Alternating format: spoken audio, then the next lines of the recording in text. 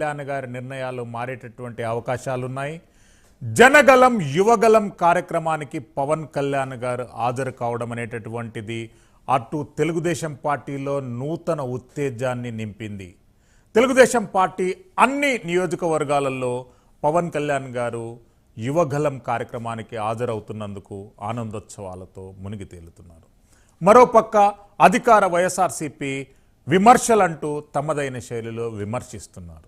అసలు ఇది దేనికి సంకేతం అనేటటువంటి ప్రశ్న అందరిలో ఉత్పన్నమవుతుంది. భారతీయ జనతా పార్టీ కేవలం ప్రేక్షక పాత్రలో కొనసాగుతుంది. ఇంకా సమయం గురించి ఎదురు చూస్తూ భారతీయ జనతా పార్టీ కాలయాపన చేస్తుందని రాజకీయ వర్గాలు అభిప్రాయం వ్యక్తం చేస్తున్నాయి. Prime nine news prime time డిబేట్లో మనతో పాటు ఈరోజు సీనియర్ జర్నలిస్ట్ కృష్ణాంజనేయులు గారు ఉన్నారు. అదేవిధంగా కృష్ణంరాజు గారు, ఆయన సీనియర్ జర్నలిస్ట్, తురగ శ్రీరామ్ గారు ప్రముఖ సీనియర్ పొలిటికల్ అనలిస్ట్ మనకు లైవ్లో అందుబాటులో ఉంటారు. మొదటగా తురగ శ్రీరామ్ గారు మీతో ప్రారంభిద్దాం. తురగ శ్రీరామ్ గారు, భారతీయ జనతా పార్టీ ఇంకా వేచి చూసే ధోరణిలో కనిపిస్తుంది.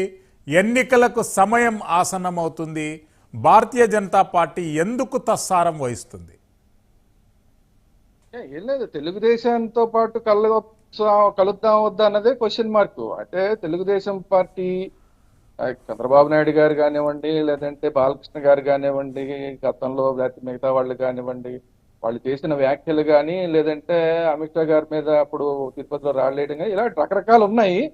సో వాటిని ఇంకా వీళ్ళు జీర్ణించుకోలేకపోతున్నారు అనేది ప్రస్తుతానికి కనబడుతున్న పరిస్థితి. ఎందుకంటే ఆంధ్రప్రదేశ్ భారతీయ జనతా పార్టీలో ప్రతి ఒక్క నాయకుడు కూడా తాదాలాడిపోతున్నారు. ఎట్టి పరిస్థితుల్లోనూ మనకి ఈ వేళతోటి ఒప్పందం ఉండాలి, జనసేన, బీజేపీ, తర్వాత తెలుగుదేశం కలిసి వెళ్ళాలి. అలా వెళ్తే మాత్రమే మనకు 4 సీట్లు వస్తాయి, 4 ఎమ్మెల్యేలు వస్తారు, 1-2 ఎంపీలు, ఇవన్నీ ఉన్నాయి వాళ్ళల్లో. కానీ కేంద్ర ప్రభుత్వం, కేంద్ర పార్టీ ఏదైతే భారతీయ జనతా పార్టీ ఉందో వాళ్ళ దగ్గర నుంచి సిగ్నల్ రాకపోవడం వల్ల ఇంకా ఈ పరిస్థితి.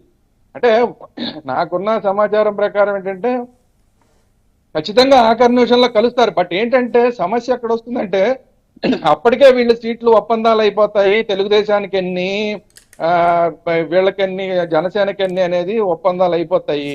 ఒప్పందాలు కాదండి.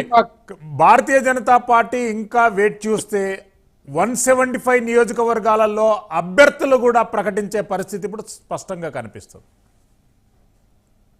అభ్యర్థులు ప్రకటించడం ఉంది. అభ్యర్థులు ప్రకటించడం పెద్ద విశేషం కాదు కదా, గెలిచే అభ్యర్థులు ప్రకటించాలి.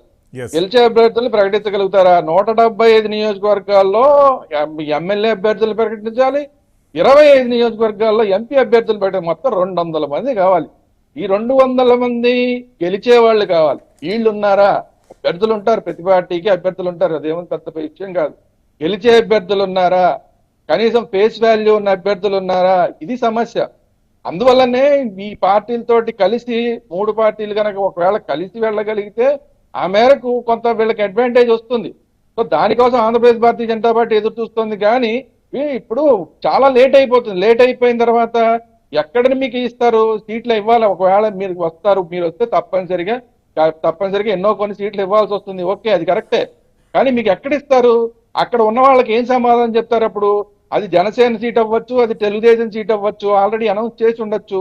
ఇప్పటికే ఉన్న నియోజకవర్గాల్లో కొంతమందిని సర్దుబాటు చేసుకుని ఈ ఏర్పాట్లన్నీ చేసుకోవాలి. ఈ సర్దుబాట్లన్నీ చేసుకున్న తర్వాత నువ్వు ఆ నియోజకవర్గం, నేను ఈ నియోజకవర్గం అని మాట్లాడేసుకున్న తర్వాత వాళ్ళు కొంత ముందుకు వెళ్ళిపోయిన తర్వాత అభ్యర్థులు కొంత ఖర్చులు కూడా పెట్టేసిన తర్వాత మళ్ళీ కాదు ఇది బీజేపీకి ఇవ్వాలి, నువ్వు తప్పుకో అంటే ఎలాంటి పరిస్థితులు ఉంటాయి ఆ నియోజకవర్గాల్లో? సో రాజకీయంగా ఆ పార్టీలకు ఎంత ఇబ్బంది కలుగుతుంది? వీటన్నిటినీ కూడా దృష్టిలో పెట్టుకోవాలి. అది కాకుండా ఓట్ షేర్ ఎందుకు మారుతుంది?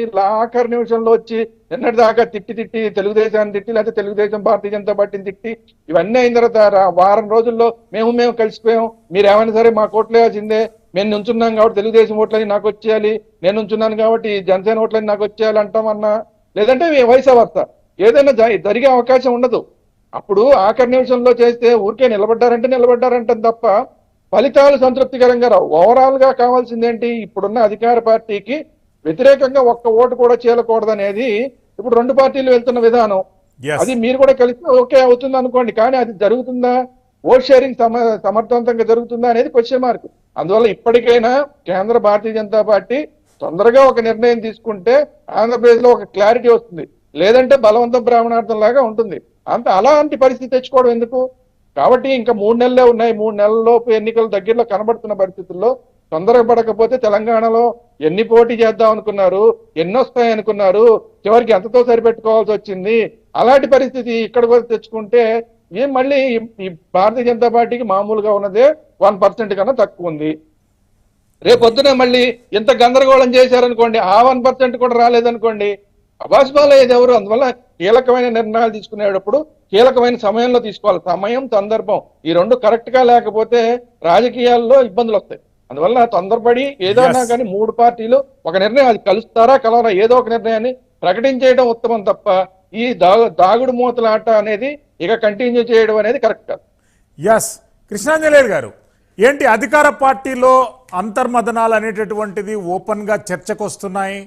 సిట్టింగులు చాలా వరకు మారుతున్నారు. 15 మంది ఎంపీ అభ్యర్థులు ఎమ్మెల్యే అభ్యర్థులుగా పోటీ చేయబోతున్నారు. 82 మంది సిట్టింగ్ ఎమ్మెల్యేలకు స్థానచలనం కలగబోతుంది అనేటటువంటి వార్తలు కొనసాగుతున్నాయి. ఏంటి మీ కథనం ఎట్లుంటదండి ఈ అంశంపై? శ్రీశైలం గారు నమస్తే, శ్రీరామ్ గారికి కూడా నమస్కారం, నమస్కారం. వైఎస్ఆర్ కాంగ్రెస్ పార్టీ ఒక క్లారిటీ ఉంది. వాళ్ళ దగ్గర ఐపాక్ సర్వేలు ఉన్నాయి, పదే చేయించినటువంటి సర్వేలు. అదేవిధంగా మిథున్ రెడ్డి వీళ్ళు చేసినటువంటి సర్వేలు అన్ని కూడా ఉన్నాయి. వాళ్ళ క్లారిటీ ఏంటంటే వైఎస్ఆర్ కాంగ్రెస్ పార్టీ ఓడిపోతుంది, ఎట్టి పరిస్థితుల్లో కూడా మనం గెలవలేము, 100 సీట్లు పోతున్నాయి 150 సీట్లు అనేటువంటి దాని మీద వాళ్ళు క్లారిటీగా ఉన్నారు. అందుకని దింపుడు వెళ్ళం ఆశలో భాగంగా సీరియస్ గా ఎఫర్ట్ చేస్తున్నారు. ఇప్పుడు ఆసుపత్రిలో ఉన్నప్పుడు లేకపోతే ఏదైనా చిన్న కోలుకునేటువంటి అవకాశం ఉంటే ఐసీయూలో ఉన్న పేషెంట్ అయితేనో లేకపోతే వెంటిలేటర్ మీద ఉన్న పేషెంట్ అయితేనో ఏమైనా బతుకుతాడు, బయటకు వస్తాడు, మళ్ళీ ఇంటికి తీసుకోవచ్చు అని అనుకోవచ్చాము. కానీ ఆల్రెడీ చచ్చిపోయాడని చెప్పేసి శ్మశానానికి వెళ్ళేటప్పుడు ఏదో దైవాధీనంగా దింపుడు గల్లంతో అక్కడ పిలుస్తూ ఉంటారు. ఇది ఒక రకమైనటువంటి వైఎస్ఆర్ కాంగ్రెస్ పార్టీ దింపుడు గల్లం ఆశ. అయితే వాళ్ళు ఈ విధమైనటువంటి ప్రయత్నాన్ని సీరియస్ గా చేస్తున్నారు వైఎస్ఆర్ కాంగ్రెస్. దీన్ని నేను అప్రిషియేట్ చేస్తాను. ఎందుకంటే జగన్మోహన్ రెడ్డి ఒక క్లారిటీ వచ్చిన తర్వాత దాన్ని వదిలిపెట్టకుండా ఏమైతే అదైద్ది, ఎలా అయితే అలా పోతుంది, ఏం చేద్దాము అనేటువంటి దాని మీద కాకుండా ఎట్లయినా సరే గెలవాలి, ఏదో ఒక రకంగా ప్రయత్నించేద్దాం అనేటువంటి దాని మీద కొత్త ముఖాలు తీసుకురావడం, ఉన్నటువంటి ఎంపీలని ఎమ్మెల్యేలుగా మార్చడం, ఎమ్మెల్యేలని ఎంపీలుగా మార్చడం, ఇవన్నీ కూడా సీరియస్ ఎఫర్ట్స్ కదా. రాజకీయాల్లో ఎఫర్ట్స్ చేయటం అనేటువంటి తప్పేం కాదండి. వాళ్ళకి ఒక క్లారిటీ వచ్చిన తర్వాత ఈ విధమైనటువంటి ఒక ప్రయత్నం, పక్కనే తెలంగాణలో ఈ విధంగా సిట్టింగ్ ఎమ్మెల్యేలను మార్చకపోవడం వల్ల నష్టపోయారు, బీఆర్ఎస్ ఓడిపోయింది, మనం ఇక్కడ మారిస్తే గెలుస్తామేమో అనేటువంటి ఆశతో ఒక ప్రయత్నం చేస్తున్నాడు. అయితే జగన్మోహన్ రెడ్డి దగ్గర ఉన్నటువంటి ఒక అతని నాయకత్వ లక్షణాన్ని ఖచ్చితంగా అప్రిషియేట్ చేయాలి. వీళ్ళు అనుకున్నట్టుగా, ప్రతిపక్షాలు అనుకున్నట్టుగా అక్కడ తిరుగుబాటు లేదు. అక్కడ ఆ వైఎస్ఆర్ కాంగ్రెస్ పార్టీలో 40 మంది 50 మంది 80 మంది వాళ్ళెవరు కూడా తెలుగుదేశం పార్టీలో చేరతామనో, జనసేన పార్టీలో చేరతామనో, బీజేపీ పార్టీలో చేరతామని ఎక్కడా తిరుగుబట్టట్లా. అదేవిధంగా ఇప్పుడు చెప్తున్నారు కదా, బెంగళూరులో ఏదో అక్కడ గెస్ట్ హౌస్ లో ఏదో మంత్రాలు జరుగుతున్నాయి, తిరుగుబాటు అది ఇది అని చెప్తున్నారు కదా. ఇవన్నీ కూడా వైఎస్ఆర్ కాంగ్రెస్ పార్టీ, జగన్మోహన్ రెడ్డి జరుపుతున్నటువంటి మంత్రాలు. అక్కడ బెంగళూరులో జరిపిన, ఆయన తాడేపల్లి వాళ్ళు పిలిపించుకొని మాట్లాడుకున్న, ఇవన్నీ కూడా ఇంటర్నల్ గా జరుగుతున్నాయి తప్ప ఎక్కడా కూడా ఎప్పుడైతే ఎమ్మెల్సీ ఎన్నికల్లో ఓటమి తర్వాత వెళ్ళిపోయినటువంటి ఆ నలుగురు తప్ప ఎవరైనా సరే ఇప్పుడు సీట్లు రానటువంటి వాళ్ళు, ఎంపీలు కావచ్చు, ఎమ్మెల్యేలు కావచ్చు, ఎవరైనా సరే జనసేనని కాంటాక్ట్ చేసిన వాళ్ళు ఉన్నారా? తెలుగుదేశాన్ని కాంటాక్ట్ చేసిన వాళ్ళు ఉన్నారా? చెప్పానండి. మా దగ్గర కనీసం 10 కన్నా చెప్పానండి. తెలుగుదేశం వాళ్ళనే, జనసేన వాళ్ళనే. ఇంతకు ముందు వాళ్ళు నలుగురు వచ్చినప్పుడు చెప్పారు 16 మంది కాంటాక్ట్ లో ఉన్నారని అచ్చెన్నాయుడు అన్నాడు. ఇంకొక ఆయన 30 మంది కాంటాక్ట్ లో ఉన్నారు. ఆ రోజున పరిస్థితి అలా ఉంది. ఆ రోజున భయపడ్డాడు కూడా జగన్మోహన్ రెడ్డి. కానీ ఈ రోజున భయపడటం, భయపెడుతున్నాడు వాళ్ళ ఎమ్మెల్యేలు, భయపెడుతున్నాడు వాళ్ళ ఎంపీలు. ఏసి మీకు నేను టికెట్లు ఇవ్వను, రేపు నా ప్రభుత్వం వస్తుంది, మీకు అవకాశం ఇస్తాను, మీరు తప్పుకోండి, నేను గెలిపించుకుంటాను అని చెప్తుంటే వాళ్ళందరూ కుక్కిన పేరులాగా లోపలేదో మాట్లాడుతున్నారు. తిరుగుబాట్లు మనం అనుకోవటం తప్ప అక్కడ ఏమీ జరగటం లేదు. ఒక రకంగా చెప్పాలంటే ప్రతిపక్ష పార్టీలో ఈ వైఎస్ఆర్ కాంగ్రెస్ పార్టీ ట్రాప్ లో పడి వీళ్ళ స్పేస్ ను కూడా వాళ్ళ వార్తకి ఎక్కువ ఇచ్చుకున్నారేమోనని అనిపిస్తుంది. ఈ పార్టీలో వాటి గురించి మాట్లాడారు. వాళ్ళు రెడీ అయిపోతున్నారు ఎలక్షన్ కి. వాళ్ళు మీటింగ్లు పెట్టి జగన్మోహన్ రెడ్డి వాళ్ళ ప్యాలెస్ లో 2 రోజుల నుంచి సీరియస్ గా మీటింగ్లు జరుగుతాయి. దేని మీద? అభ్యర్థుల మార్పు చేర్పుల మీద 1-to-1 మీటింగ్లు పెడుతున్నాడు. ఆయన ఇంతకుముందు కలవలేదు ఎవరిని, ఇప్పుడు కలుస్తున్నాడు, కలిసి వాళ్ళందరితో మాట్లాడుతున్నాడు, రేపు ఎన్నికలకు రెడీ చేసుకుంటున్నాడు. రేపు సంక్రాంతి వచ్చేసరికల్లా వాళ్ళ ఎమ్మెల్యే క్యాండిడేట్లు, ఎంపీ క్యాండిడేట్లు మొత్తం 200 మందిని ఒకేసారి ప్రకటించి ఇడుపు రూపాయలో రేపు ఎన్నికలకు వెళ్ళాలనేటువంటి ఆలోచనతో ఉండాలి. మరి వీళ్ళ పరిస్థితి ఏంటి? ప్రతిపక్షం ఇప్పుడు చెప్తున్నారు, శ్రీరామ్ గారు అన్నారు కదా, అరే తెలుగుదేశం జనసేన పొత్తులో ఉన్నాయి, జనసేన బీజేపీ పొత్తులో ఉన్నాయి, మరి బీజేపీ తెలుగుదేశం ఎప్పుడు కలవాలి, ఏం కావాలి అని ఇదే తేలకుండా ఎవరి సీట్లు ఏంటి ఏంటి ఎప్పుడు తేలాలా?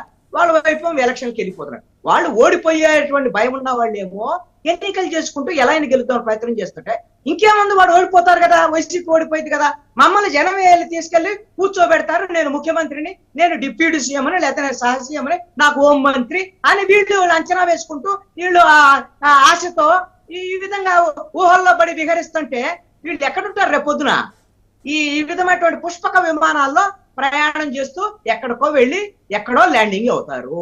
ఇది జరిగేటువంటి పరిణామము. ఒకటి నేను స్పష్టం చేయగలుగుతాను, నాకు శ్రీరామ్ గారు చెప్పిన దానికి నేను విభేదిస్తాను. ఎందుకు ఈ మాట అంటున్నానంటే, విభేదిస్తానని ఆయన ఏమంటారు, బీజేపీ తేల్చలేదు, బీజేపీ తేల్చలేదు. నేనేమంటానంటే, పెద్దన్న ఎవరు? తెలుగుదేశం. తేల్చాల్సింది ఎవరు? తెలుగుదేశం. జనసేనకి ఎన్ని సీట్లు ఇస్తుంది అని తెలుగుదేశం తేల్చాలి. బీజేపీతో పొత్తులోకి వెళ్తావా? వెళ్తే బీజేపీతో మాట్లాడు, లేదు పవన్ కళ్యాణ్ నేను మాట్లాడతాను అన్నాడు, మధ్యవర్తిత్వం ఇస్తాను, పవన్ కళ్యాణ్ తో మాట్లాడించు, మాట్లాడి ఏదో ఒకటి తెలుసుకో. నువ్వు తెలుసుకోవాల్సిన నువ్వు ఆల్రెడీ వన్ సైడ్ లో ప్రకటించావు, నువ్వు ఆల్రెడీ నేను పొత్తులోకి వెళ్తాననేటువంటి ఇంప్రెషన్ చంద్రబాబు నాయుడు బీజేపీతో ఇంప్రెషన్ ఇచ్చాడు, బీజేపీ వాళ్ళు కూడా ఆ ఇంప్రెషన్ ఇచ్చేసారు, మేము కలుస్తాం అనేటువంటిది. ఇన్నున్నప్పుడు ఇద్దరు అటు లవ్ ఉంది, ఇటు లవ్ ఉంది, మధ్యలోనే పవన్ కళ్యాణ్ ఉన్నాడు, ఇంకెందుకు కలవటానికి ఇంకెందుకు జాప్యం? అంటే దీన్ని బట్టి మీరు అర్థం చేసుకోవాల్సింది ఏంటంటే, వీళ్ళు ఎన్నికలకు సర్వసన్నద్ధమయ్యేటువంటి స్థితిలో ప్రతిపక్ష పార్టీలు లేవు, కొట్టుమిట్టాడుతున్నాయి. ఇది అవకాశాన్ని జగన్మోహన్ రెడ్డి తనకు అనుకూలంగా మలుచుకుంటున్నాడు. ఓడిపోతాడు అనేటువంటి వాడు తాబేలు కుందేలు సామెతలాగా రేపొద్దున ఏమి జరిగినా జరగొచ్చు. ఇది ప్రతిపక్ష పార్టీలు తెలుసుకుంటే మంచిది అనేటువంటిది నా అభిప్రాయం.